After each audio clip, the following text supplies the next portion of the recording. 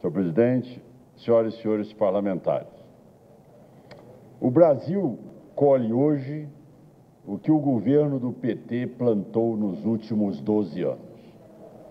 O que nós estamos assistindo é algo preocupante, mas é algo que exige de nós, principalmente líderes políticos, que tomemos alguma iniciativa. Nós não temos governo, é a ausência do governo, é a omissão completa de um governo que está perdido, sem norte, sem referência, sem poder propor nada, porque não tem base de apoio no Congresso Nacional. Não tem legitimidade de defender uma tese, porque não tem apoio popular. Este processo, ele está se esvaindo.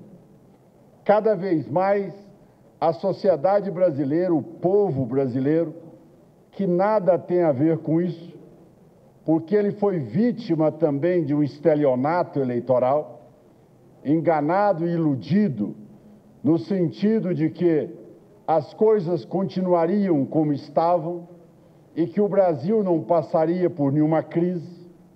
A presidente não goza de credibilidade junto à população e nem de legitimidade no seu mandato. E com isso, nós passamos a assistir algo impressionante, ou seja, o esfacelamento completo da economia do país. Nós estamos assistindo um desemprego em proporções galopantes, uma inflação cada vez mais nos deixando relembrar aquele período de 1980.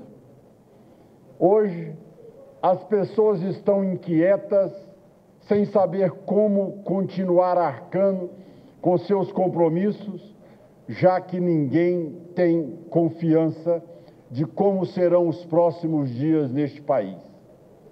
Apesar de tudo que foi dito, apesar de todas as orientações que nós propusemos e que este governo deveria ter tomado, ele preferiu caminhar pelo lado do populismo, da demagogia barata, e hoje este governo leva o Brasil a uma situação que se assemelha à Argentina e muito próximo da Venezuela. Este fato é motivo de preocupação, sim, e nós, aqui no Congresso Nacional, não precisávamos de ficar simplesmente repetindo este fato. Diante de tantos indícios, de tantos depoimentos, de tantas delações premiadas, nós já sabíamos muito bem a que ponto nós chegaríamos. Mas existe com muita frequência a tese aqui no Congresso Nacional de que devemos sempre dar tempo ao tempo. E essa tem sido uma das piores práticas que nós estamos assistindo. Isso seria o mesmo que eu, como cirurgião, ao ver um paciente politraumatizado, dissesse: olha, o seu estado é grave. Eu sou médico e diagnostico que o seu estado é grave. E o cidadão ao seu lado vai me perguntar: mas doutor, o senhor simplesmente está falando o óbvio. E o que o senhor vai fazer pelo paciente? Não, o paciente está grave. Ora, é lógico que o paciente vai a óbito. O que nós estamos assistindo no Brasil são declarações que retratam exatamente o óbvio.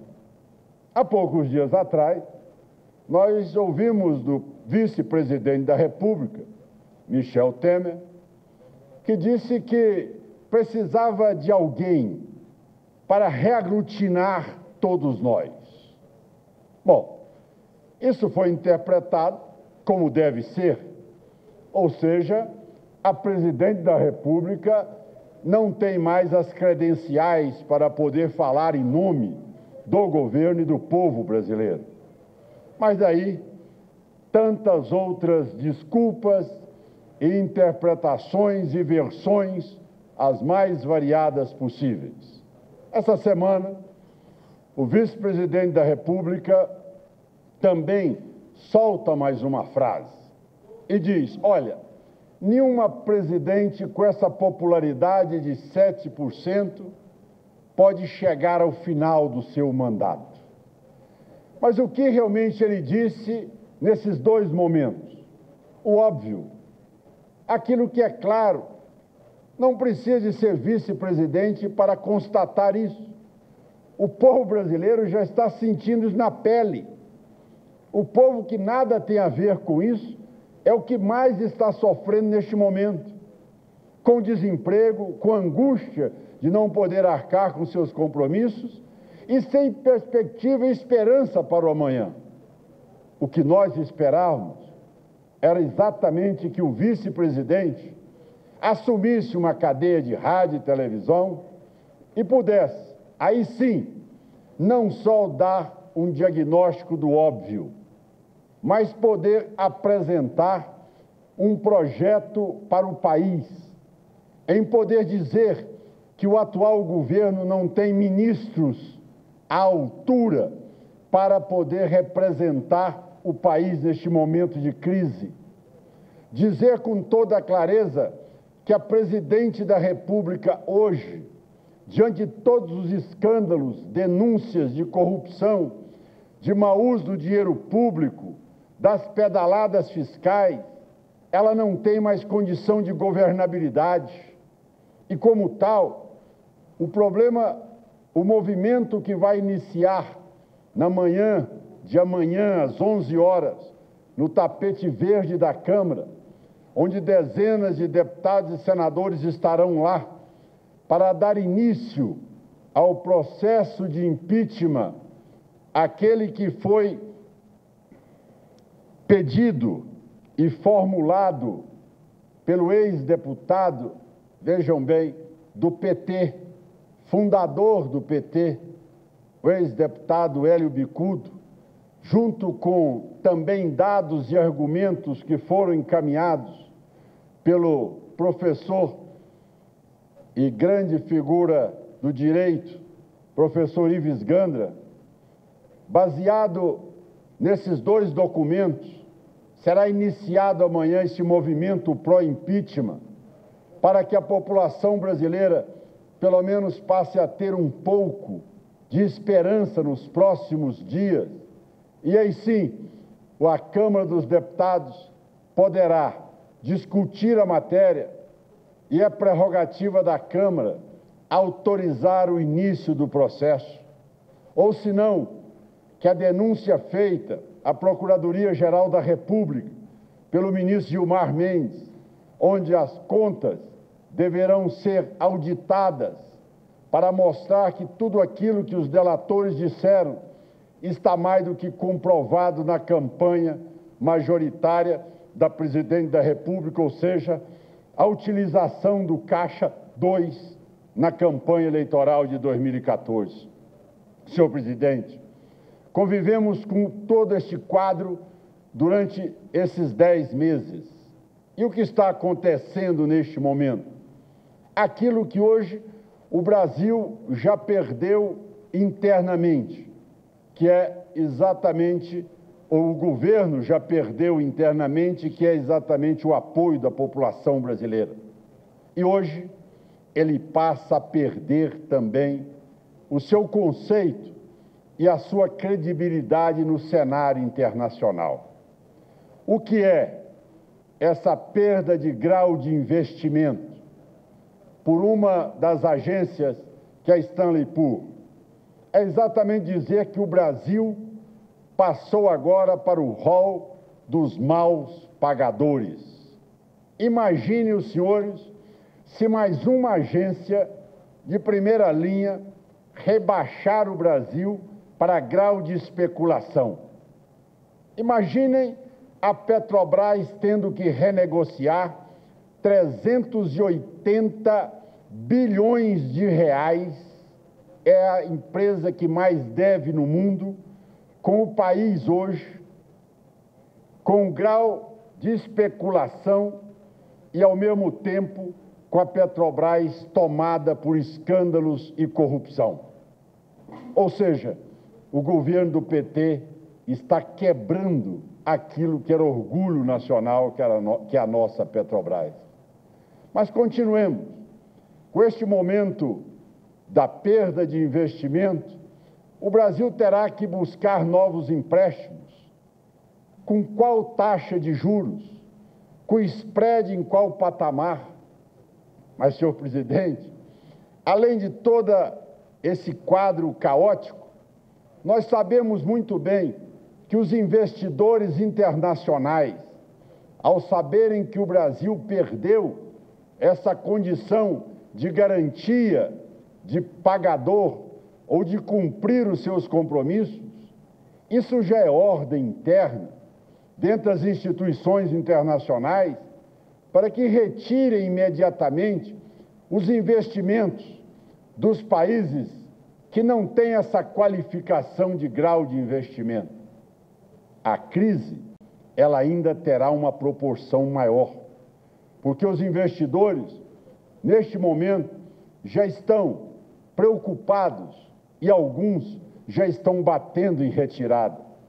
E o Brasil vive um momento de descrédito internacional, de crise política e de uma crise econômica jamais vista pelo período com que ela se arrasta.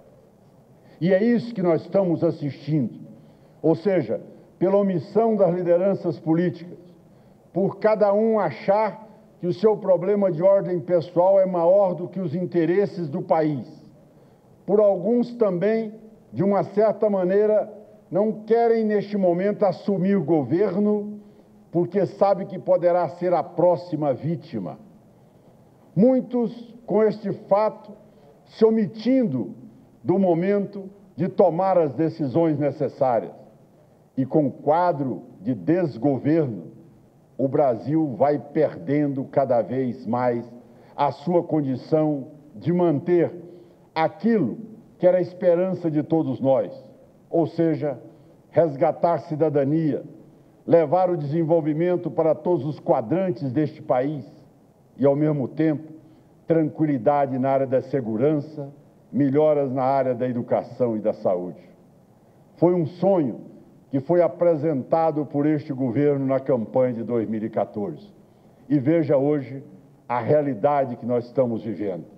Por isso, senhor presidente, eu acredito que homens e mulheres que, sem dúvida alguma, têm compromisso com este país, estarão, a partir de amanhã, abraçando essa luta em favor do impeachment da presidente da República, seja pelas pedaladas, seja pelo processo de corrupção instalado na campanha eleitoral, e aí sim, com a anulação da chapa e antecipação das eleições do país, que é o que eu antevejo como sendo a melhor saída neste momento, já que um próximo presidente da República terá que tomar medidas austeras, duras, necessárias para resgatar a credibilidade interna, ou seja, do nosso povo, e, ao mesmo tempo, a credibilidade internacional para vermos aí o Brasil sediar grandes investimentos,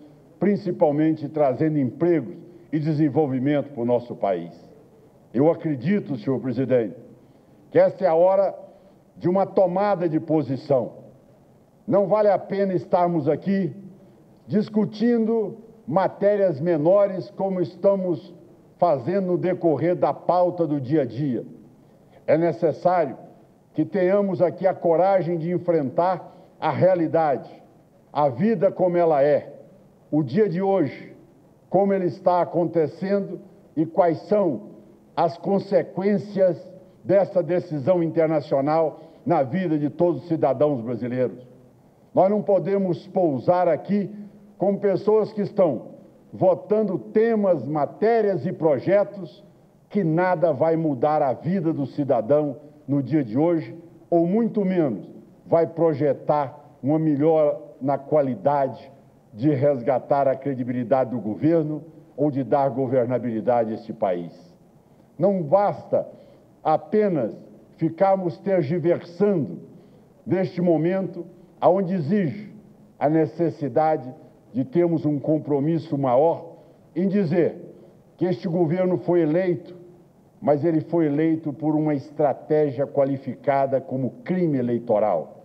E, como tal, este crime não pode prevalecer, porque nós sabemos bem que todas as causas já foram muito bem identificadas para provar a ilegitimidade do atual governo. E eu encerro, senhor presidente, dizendo a Vossa Excelência que a nossa preocupação é em decorrência de um quadro em que, além da ilegitimidade do governo, o descrédito do governo levou a esse desastre fiscal. Num primeiro momento, era uma CPMF. No outro momento, era uma repatriação. Depois, era aumento do imposto de renda. Depois, era unificação de PIS e COFINS. Agora, vão tentar, por decreto também, aumentar o imposto de exportação, imposto de importação, aumentar o IOF, imposto sobre operações financeiras, imposto sobre produtos industrializados. Encerro, senhor presidente, dizendo que é exatamente isso. O diagnóstico é preciso, mas, infelizmente, não tem por parte, principalmente das lideranças dos maiores partidos da Casa, uma decisão para que possamos trazer o mínimo de alternativa para a população brasileira, vislumbrar amanhã a volta da esperança e o resgate dessa condição que tanto tem penalizado a vida de milhões de brasileiros.